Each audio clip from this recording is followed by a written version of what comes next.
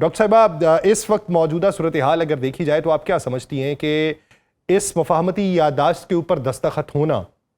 اور اس کے نکات کا منظر عام پہ آنا اور اس پہ امریکن میڈیا جو ہے وہ احتساب کر رہا ہے ڈونلڈ ٹرمپ کا، وہ ڈونلڈ ٹرمپ کو زد و کوب کر رہا ہے، وہ ڈونلڈ ٹرمپ سے یہ پوچھ رہا ہے کہ آپ نے تو تمام تر چیزیں منون ایران کی مان لی ہیں اور امریکہ کا جو تشخص ہے اسے پامال کیا ہے، تو کیا سمجھ رہی ہیں کہ کس کے لیے یہ ون ون سچویشن ہے اور کس کے لیے یہ پشیمانی کا باعث بنا ہے؟ جی بہت شکریہ مجھے مدعو کرنے کے لیے۔ میں یہ سمجھتی ہوں کہ جو میمورینڈم آف انڈرسٹینڈنگ MOU ایک سائن ہوا ہے اور اس کے اوپر ایک فردر ڈسکشن ابھی ہونی تھی US اور ایران کے بیچ میں۔ It's a window of opportunity جو کہ کھلی ہے بیچ دونوں ممالک کے بیچ میں، جس میں انہوں نے اسٹریٹ آف ہارموز اور ان کی جو نیوکلیئر مٹیریل ہے اور ساتھ ہی ساتھ جو سینکشن ریلیف کا ایک ڈیمانڈ ہے ایران کی، ان سارے ایشوز کے اوپر فردر نیگوسیشن پروسیس سٹارٹ ہونا تھا۔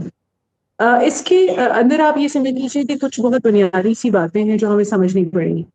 اس سارے پروسیس کو اگر آپ دیکھیں تو اس کی سائڈ پہ کچھ اور بھی پروسیسز تھے جو ہو رہے تھے۔ ہر کانفلکٹ میں دو ڈسپیوٹنگ پارٹیز ہوتی ہیں، کچھ پارٹیز کنیکٹڈ ہو رہی ہوتی ہیں جو ان کے بیچ میں معاملات کو حل کرنا چاہ رہی ہوتی ہیں، اور کچھ ڈیوائڈرز ہوتی ہیں جو چاہتی ہیں کہ ان کے بیچ میں ڈویژنز فردر ڈیپ ڈاؤن اور بڑھتی جائیں، اور ساتھ ہی ساتھ کچھ ایسے بھی ایلیمنٹس ہوتے ہیں جن کو ہم اسپوائلرز کہتے ہیں، جو اگر کوئی پیس پروسیس سٹارٹ ہو جاتا ہے تو اس کو مسلسل ڈیریل کرنے کی کوشش بھی کر رہے ہوتے ہیں۔ تو جو سینیریو آپ نے بتایا جس میں ابھی ان پارٹیز نے ان پرسن ملاقات کرنی تھی جنیوا میں نہیں، انہوں نے ایک اور شہر میں سوئٹزرلینڈ کی ملاقات کرنی تھی، اس میں جو ملاقات والا وقت ہوتی ہے وہ فوراً سے ڈیلے ہو گئی۔ ایکچولی وہ ان پرسن تھی لیکن لیگلی جو ہے سائن ہو چکی ہے اس MOU پہ، اور اس کے اوپر عمل درآمد as you just said legally start ہو گیا۔ تو یہ جو ان پرسن ملاقات تھی سمبولک بھی تھی، اس کے اندر کچھ فردر ایشوز کے اوپر بھی بات چیت ہو سکتی تھی، پارٹیز کے اندر کچھ فردر کلیریفیکیشنز بھی آ سکتی تھی۔ لیکن اس سارے سینیریو کے دوران اگر آپ کیبنٹ کے اندر سے کچھ ان کے کچھ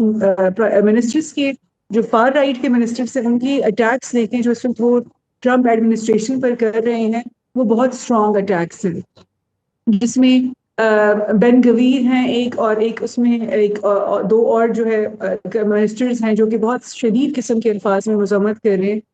ٹرمپ کی اور ان کی ایڈمنسٹریشن کی، اور with respect to this MOU اور جو کہ کوئی پیس پروسیس کے اندر ان کی انٹرنس ہے اس کے اوپر۔ اب آپ دیکھیے کہ JD وانس صاحب کے جو آج کے بیانات آئے ہیں وہ کلیئرلی وہ شو کر رہے ہیں کہ وہ اسرائیل کو بتانا چاہ رہے ہیں کہ اسرائیل بیسیکلی دنیا میں ایک آئسولیشن کا شکار ہوا ہے، اور JD وانس کے الفاظ کو اگر میں اینالائز کروں کہ آپ کے پاس جو واحد ایک پوری دنیا میں ہیڈ آف اسٹیٹ ہیں جو کہ آپ کو سپورٹ کرتے ہیں یا وہ سمپیتھیٹک ہیں، وہ پریزیڈنٹ ڈونلڈ ٹرمپ ہیں۔ So basically it is a realization that he is giving to Israel کہ آپ اس پیس پروسیس کو ڈیریل مت کریں، اور آپ کا جو اگریسو اور ہوسٹائل قسم کے ایٹیٹیوڈز ہیں وہ اس کسی بھی صورت میں US کے لیے کہیں بھی ہیلپ فل نہیں ہے۔ اور ساتھ ہی میں نے کہا کہ اگر میں اسرائیلی کیبنٹ کا حصہ ہوتا تو میں کسی بھی ایسے ملک کا اٹیک کے اوپر اٹیک نہ کرتا جو کہ واحد ایک سمپیتھیٹک ملک ہے ہمارے لیے۔ اور مجھے اس میں تھوڑی سی فرسٹریشن نظر آ رہی ہے ٹرمپ صاحب کی ایڈمنسٹریشن کے اندر، کیونکہ اسرائیل ان کی جو اس پورا پروسیس ہے اس کو سبوٹیج کر رہا ہے، اور ظاہر ہے ایک جوئش لابی ہے جو کہ بہت زیادہ اسٹرانگ ہے US کے اندر، تو اس کے اندر سے جو ڈپلومیٹیکلی US کے جو پالیسیز ہیں ان کی پولیٹیکل جو ایک اس کے امپیکٹس ہیں اس کے اوپر اندر سے جو سوال اٹھانے والے ہیں بیسیکلی وہ ہارڈ لائنرز ہیں جو کہیں نہ کہیں الائنڈ ہے ود اسرائیل، جو کہ US کو کسی بھی ایسے پوائنٹ پر جس میں ان کو لگتا ہے کہ ایران کی کسی بھی قسم کی جو خواہشات ہیں آبجیکٹیوز ہیں وہ پورے ہوتے ہوئے نظر آ رہے ہیں، ظاہر ہے وہ اس پورے پیس پروسیس اور نیگوسیشن کے عمل کو اس ڈائریکشن میں جاتے ہوئے نہیں دیکھنا چاہتے۔ تو جو یہ سارا ایک JD وانس صاحب نے جو دورہ منتوی کیا وہ جو ان کی ڈومیسٹک آڈینس ہے وہ اس کو ڈیل کر رہے ہیں، ایران کے اندر ظاہر ہے دے ہیو این انڈرسٹینڈنگ، اور پاکستان میں بھی۔ سو بیسیکلی جو میمورینڈم آف انڈرسٹینڈنگ ہے نیگوسیشن کا 60 days کا پروسیس ہے، وہ جو اٹ ہیز اسٹارٹڈ آف جس دن الیکٹرانک سگنیچرز ہو گئے تھے، تو فردر آن اس کے اوپر کیسے یہ ساری پارٹیز۔ اچھا ڈاکٹر صاحبہ ایک چیز بتائیے، $300 بلین کے ایک منصوبے کے اوپر بہت چہ مگوئیاں ہو رہی ہیں، ڈونلڈ ٹرمپ کہتے ہیں ہم تو سنگل پینی نہیں دیں گے، ہم تو کچھ بھی نہیں دے رہے، اور پہلے انہوں نے اسے فیک نیوز قرار دے دیا تھا. پھر اس میمورنڈم کا بھی یہ حصہ پایا گیا. جے ڈی وینس نے یہ کہا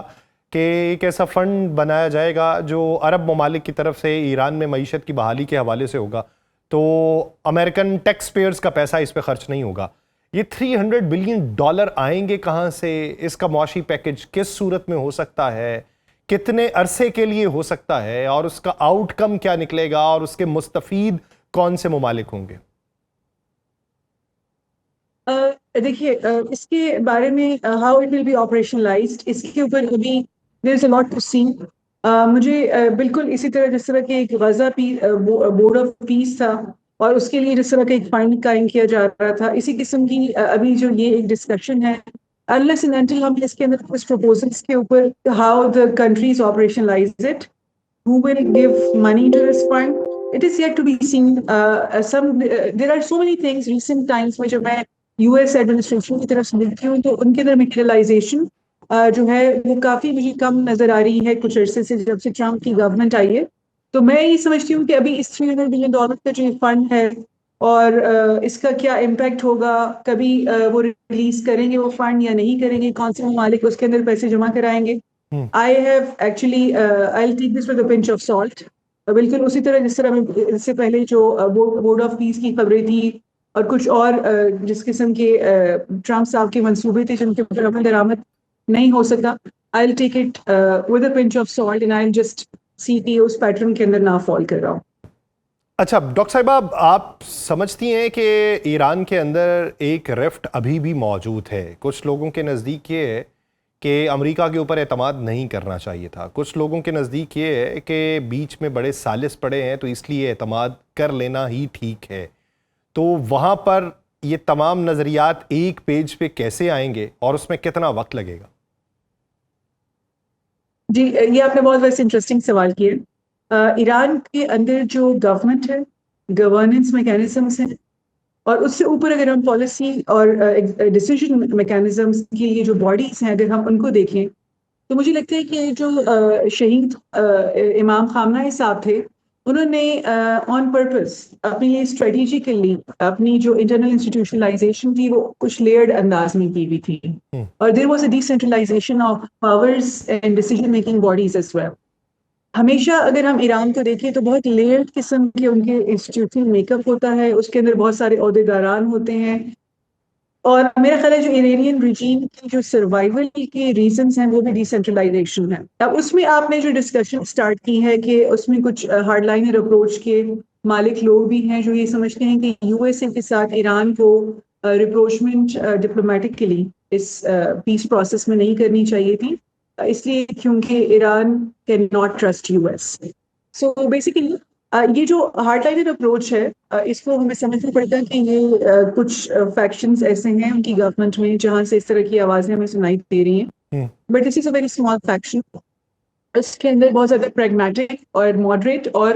فلیکسیبل اپروچ کے لوگ بھی ہیں جو کہ ظاہر ہے اس پروسیس کو بڑھا رہے ہیں in the interest of Iran. اور میں آپ کو بتا دوں کہ Iran basically from position of weakness dialogue کی ٹیبل پر نہیں آیا. We need to understand کہ US actually failed to achieve all of its objectives. اس وقت US president کو اور ان کی جو ایڈمنسٹریشن ہے ان کو فیس سیونگ چاہیے, and that is why